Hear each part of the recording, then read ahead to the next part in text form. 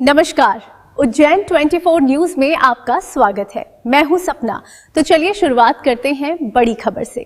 उज्जैन के महाकाल मंदिर परिसर में विराजमान भगवान नागचंद्रेश्वर के दर्शन बेहद दुर्लभ माने जाते हैं। नाग पंचमी के पावन अवसर पर ही वर्ष में एक बार मंदिर के कपाट श्रद्धालुओं के लिए खोले जाते हैं। मान्यता है कि यहाँ भगवान शिव, माता पार्वती और नागराज की विशेष प्रतिमा के दर्शन करने से भक्तों को विशेष आशीर्वाद प्राप्त होता है। आधी रात से ही श्रद्धालुओं की लंबी कतारें लग जाती हैं और पूरा परिसर हर हर महादेव के जयघोष से गूंज उठता है। आस्था, परंपरा और अद्भुत रहस्य का यह संगम हर किसी को अपनी ओर आकर्षित करता है। उज्जैन का नागचंद्रेश्वर मंदिर अपनी अनोखी परंपरा के लिए पूरी दुनिया में प्रसिद्ध है। साल के 365 दिनों में केवल नाग पंचमी के दिन ही भक्तों को भगवान नागचंद्रेश्वर के दर्शन का अवसर मिलता है। जैसे ही कपाट खुलते हैं, श्रद्धालुओं का सैलाब उमड़ पड़ता है। मंदिर में विराजमान अद्भुत प्रतिमा और सदियों पुरानी मान्यताएं इस स्थान को और भी खास बनाती हैं। नाग पंचमी पर यहां दर्शन करना भक्तों के लिए आस्था और सौभाग्य का विशेष अवसर माना जाता है। देखिए, महाकालेश्वर मंदिर प्राचीन मंदिर है।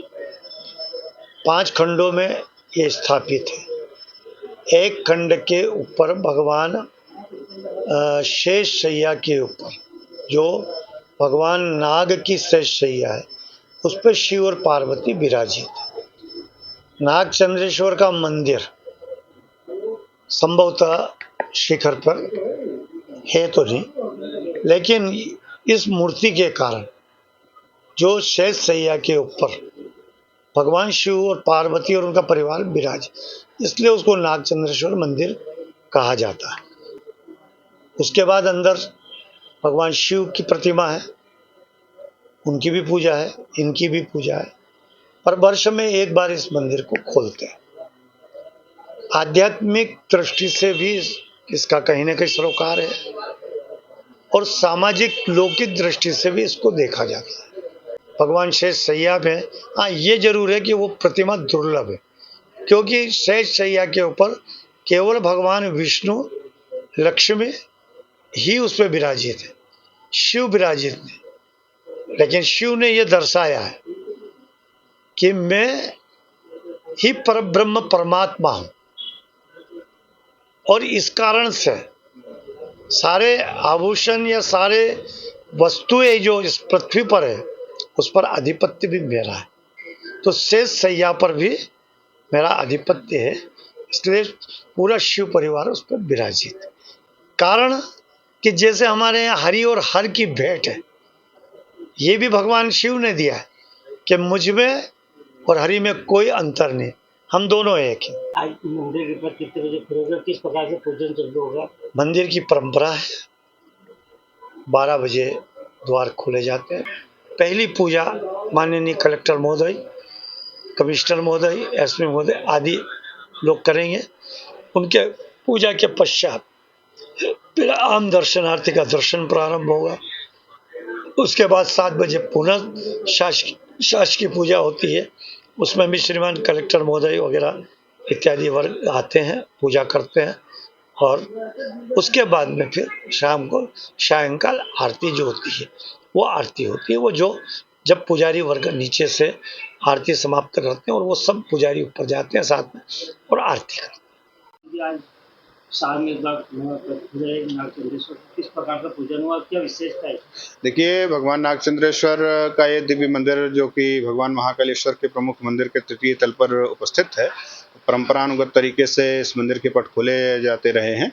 उसी क्रम में आज नागपंचमी का पावन पर्व था। जो परंपराएं हैं, जो पूजन की पद्धतियां हैं, उन्हीं पूजन की पद्धतियों और परंपराओं का पालन करते हुए षोडशोपचार पद्धति से भगवान नागचंद्रेश्वर का पूजन अर्चन किया गया, पट खोले गए और सभी श्रद्धालु आ रहे हैं, दर्शन कर रहे हैं और दर्शन प्रारंभ हो चुके हैं। बस श्रद्धालुओं से एक ही निवेदन है कि भीड़ को देखते हुए, श्रद्धालुओं की संख्या बहुत है, तो अपना ध्यान रखते हुए शासन प्रशासन की जो गाइडलाइन है उनका अनुपालन करते हुए दर्शन करें। सर, किस प्रकार का पूजन होगा, दोपहर में, शाम को, फिर रात? देखिए, त्रिकाल पूजा की यहाँ पर पद्धति है, तो एक पहर का पूजन अभी हो गया है। अभी दोपहर में शासकीय पूजा होती है, जिसमें हमारे उज्जैन के सभी संभाग के अधिकारी सम्मिलित होते हैं, और उसके पश्चात जब पट बंद करते हैं तो फिर बंद करने से पहले एक पूजा होती है। मौसम बहुत अच्छा हुआ। देखिए, पहली बार तो एक बात यह है कि मंदिर खुलता सामने एक बार है, तो सब लोग चाहते हैं कि यहाँ दर्शन हो। थोड़ी भीड़ होती है, पर दर्शन सबको मिलते हैं। तो मुझे लगता है कि व्यवस्था काफ़ी अच्छी है, सबने दर्शन कर रहे हैं और सब करते हैं और सब चाहते हैं कि इस पर्व का सब लाभ उठाएं, क्योंकि काफ़ी दुर्लभ ये एक कह सकते हैं कि दर्शन होते हैं, क्योंकि साल में एक बार करना और नाग पंचमी के दिन ऊपर 4 साल मार्ग हर किसी का कहते हैं कि आज का जो पर्व है और दुगना हो रहा है। तो काफ़ी अच्छा लगा और ये बाबा बुलाया और कोशिश ये थी कि दर्शन करने का अवसर मिले, उसके जरूरी चाहिए। सभी श्रद्धालुओं को सावन मास के तीसरे सोमवार एवं नाग पंचमी की बहुत बहुत शुभकामनाएं। आज नाग पंचमी के उपलक्ष्य में रात को 12 बजे महानिर्वाणी अखाड़े द्वारा यहाँ पर पट खुले गए हैं, जिसका महंत विनीत गिरी जी एवं कलेक्टर साहब एवं एसपी साहब द्वारा पूजन किया गया है। उसके बाद सतत यहाँ पर लाखों की श्रद्धालु में दर्शनार्थी यहाँ पर पधारे हैं, जो दर्शन का लाभ ले रहे हैं। इसी के साथ बाबा महाकाल की भस्म आरती में भी लाखों श्रद्धालुओं ने यहाँ पर सतत चलते हुए आनंद लिए। इसी के साथ यहाँ पर सवारी महाकालेश्वर की निकल चुकी है, जो राम घाट होते हुए शिप्रादी होते हुए पुनः उस यहाँ पर मंदिर में पधारेगी। सभी श्रद्धालुओं को नाग पंचमी की एवं सावन के सोमवार की बहुत बहुत शुभकामनाएं। जय श्री महाकाल। आपका नाम? मेरा नाम पंडित मोहित उपाध्याय नंदुगुरु।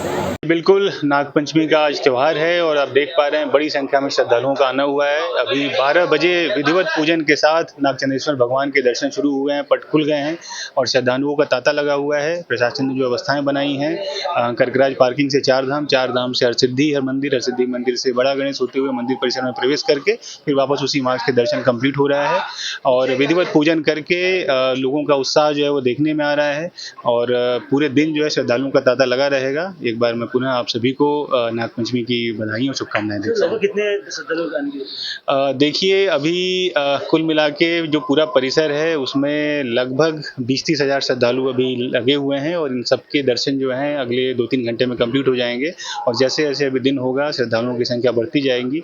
पिछले साल का आंकड़ा लगभग 9 से 10 लाख का था, इस बार उम्मीद है कि वो आंकड़ा भी क्रॉस कर जाएगा। भगवान नागचंद्रेश्वर के दर्शन जो पूरे साल में केवल एक दिन के लिए पट खुलते हैं, इसके बाद आज तृतीय नगर भ्रमण भगवान महाकालेश्वर का और भगवान महाकालेश्वर के तृतीय सावन सोमवार के दिन दर्शन के लिए एक्सपेक्टेशन हमारी करीब 15 लाख लोगों की है। इसको देखते हुए करीब 2400 का पुलिस बल डिप्लॉय किया गया है। 200 से ज़्यादा सीसीटीवी कैमरे और ड्रोन्स भी डिप्लॉय किए गए हैं। सभी जगह डायरेक्शन बोर्ड साइनेजेस लगाए गए हैं। मेरा आप सभी से मीडिया के माध्यम से अनुरोध है कि व्यवस्थित और दर्शन के लिए जो व्यवस्था बनाई गई है उसका कृपया पालन करें, जिससे आप सभी को सुनियोजित तरीके से हम लोग दर्शन करा सकें।